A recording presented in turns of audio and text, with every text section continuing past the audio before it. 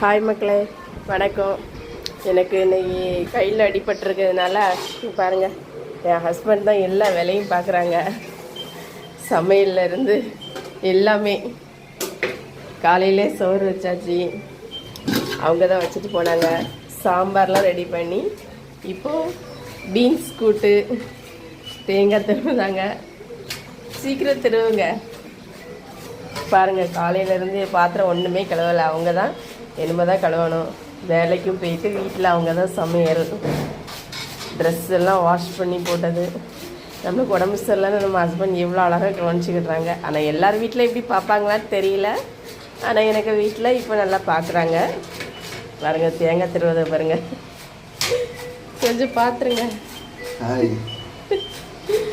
ஆனால் அவங்களுக்கு நேற்று வண்டியில் லேசாக இறங்கக்கூடிய நேரம் கால் ஸ்லிப் ஆகிடுச்சு. அந்த காலையும் வச்சுக்கிட்டு எனக்காண்டி பைய செய்து தராங்க. எங்க அது பார்க்கலையா?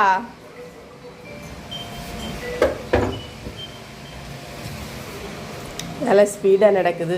ஏன்னா ஹாஸ்பிட்டல் போனால் தான் தெரியும். மறுபடியும் என்ன ஃப்ராக்சர்னு சொல்லி கையை பார்க்க முடியும்.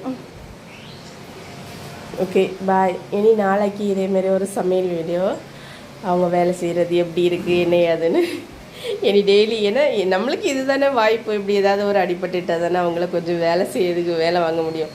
நம்மளை எவ்வளோ வேலை வாங்குறாங்க பெண்களை. உனக்கு வேலை செய்கிறது அவ்வளோ கஷ்டமோ, சும்மா தானே இருக்க, தின்னுட்டு தூங்குறேன்னு எவ்வளோ பேசுகிறாங்க நம்மளை.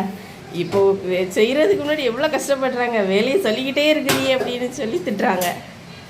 அதனால் நல்லா செய்யட்டு. இப்படி சான்ஸு பயன்படுத்திக்கிடுங்க நீங்கள். சரியா?